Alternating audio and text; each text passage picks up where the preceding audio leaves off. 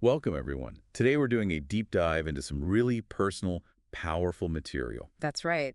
We're looking at excerpts you shared from Boy Chronicles Chapter 2.pdf. And our goal here is to really unpack the author's early life, the faith, the trauma, the spiritual journey. It's a complex story, touching on some deep themes I think listeners will find a lot to connect with. Definitely expecting some aha moments as we explore how these formative experiences shaped him.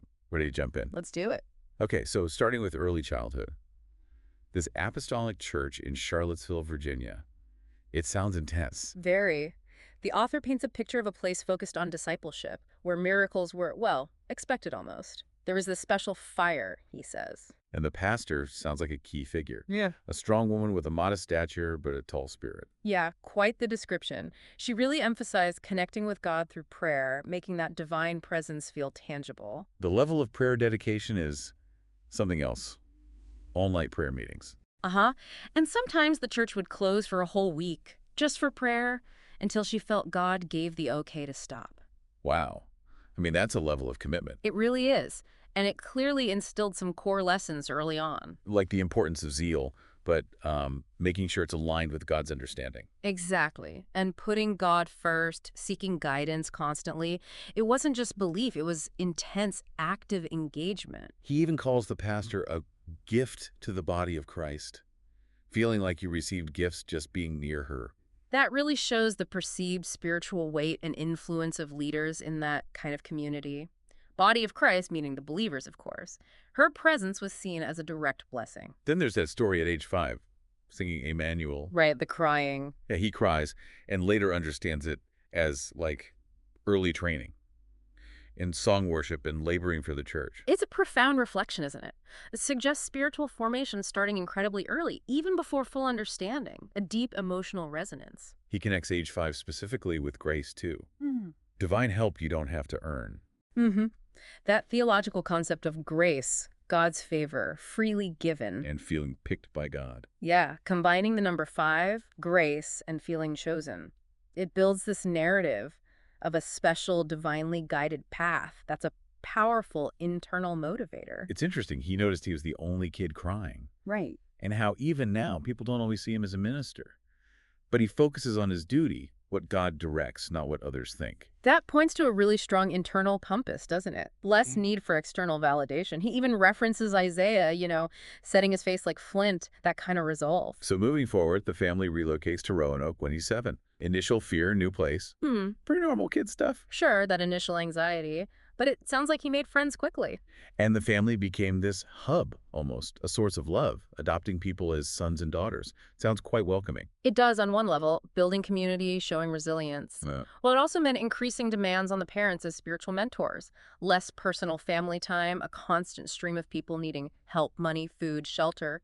So potentially some strain behind the scenes, even with all the good intentions. Could be. It sets a complex backdrop. And then this period takes a really dark turn. The repeated sexual molestation. Yes. By someone claiming to be family. A devastating betrayal of trust. At such a vulnerable age, the impact. He talks about a broken heart, losing that fundamental sense of safety within the family. It's heartbreaking.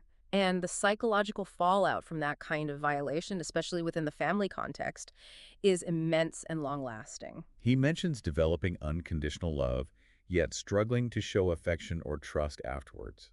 That sounds incredibly difficult to navigate internally. It's a really complex consequence of trauma. You might still hold the idea of love, but the ability to be vulnerable to trust, that gets severely damaged. It's a constant internal battle, wanting connection but fearing harm. And learning to hide feelings, putting up walls. Classic defense mechanisms. Yeah. Trying to cope with overwhelming pain, protect yourself from more hurt. Feeling like your future was just taken away. Yeah. It shatters your sense of what life could be, your hopes. Understandably, this led to confusion, mental health struggles. He mentions involuntary sexual activity by age 8. Which is deeply disturbing and would only compound the trauma. And then developing an interest in pornography later. It highlights how these things are often interconnected. The initial trauma creates vulnerability, leading to coping mechanisms, some harmful themselves.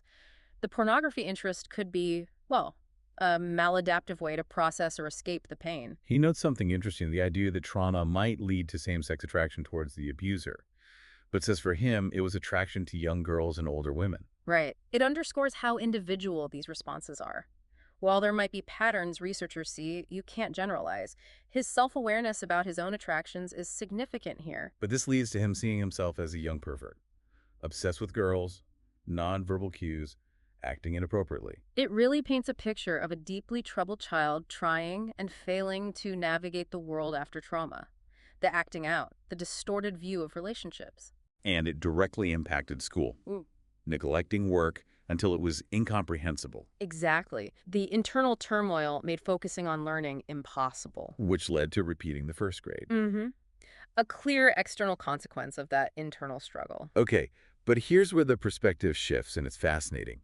He reframes repeating first grade, Yeah, not as punishment. but as a blessing, an opportunity to catch up. Exactly. A necessary step for growth, he came to see it. The idea that sometimes you have to go back to really see what you missed the first time. It's a powerful reframing. And he connects it to a bigger lesson for all of us, for you listening. When we feel disheartened about repeating things, He asks us to consider the heavenly lessons that might be hidden there. It challenges that automatic negative reaction we often have to setbacks. urging us to look deeper, maybe seek guidance from God rather than just other people in those hard times. Right. It emphasizes that theme of relying on a higher power for true understanding. And the power of just being willing, saying, I'm willing. He even says life might have felt meaningless without that repeating experience. It really speaks to agency, doesn't it? That openness to engage with difficulty rather than just fight it can unlock growth and meaning. The challenges were painful, yes, but integral to his path. So beginning anew isn't a demotion. No, he sees it as a promotion to the next level of understanding. He even connects it to biblical ideas like starting over with first works. It flies in the face of how society often sees starting over, doesn't it? The judgment. Totally. This reframes it positively: renewal, deeper learning, genuine progress by revisiting foundations. He talks about reaching a point of not feeling guilty about his life mission. Yeah. And that some people need that restart to fully learn and finish their current level. It suggests a purpose beyond just societal metrics, a divinely ordained path where revisiting lessons is sometimes essential to truly grasp them and step into your calling. And the symbolism of age 8, meaning fresh starts, reinforces that. Yes, it ties into that theme of transformation, new beginnings. Which leads to this incredibly powerful idea of surrender, saying, by any means necessary, do what you desire and allow me to walk on my divine side. That's profound surrender, isn't it? Letting go of control, trusting a higher plan even when it's hard or unclear, embracing transitions, dedicating oneself to service.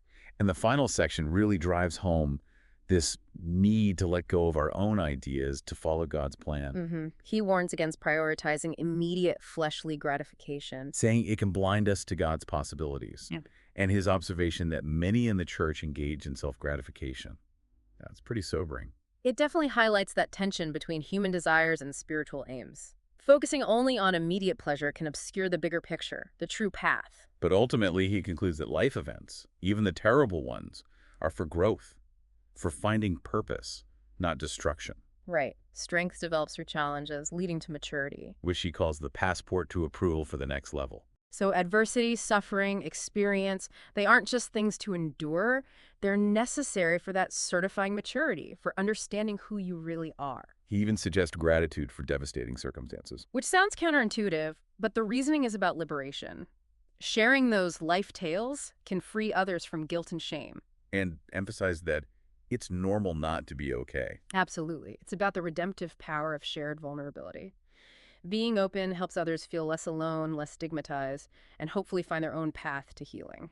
So wrapping up this deep dive, we've journeyed through intense early faith, the deep scars of trauma, a really difficult coping process. And landed on this understanding of growth through adversity, through fresh starts, and ultimately through surrender to a bigger plan. Yeah, these excerpts from Boy Chronicles Chapter 2 have definitely revealed some surprising, thought-provoking stuff, real aha moments in there. For sure. The resilience shown, the way faith endures and transforms alongside trauma, it's a compelling narrative.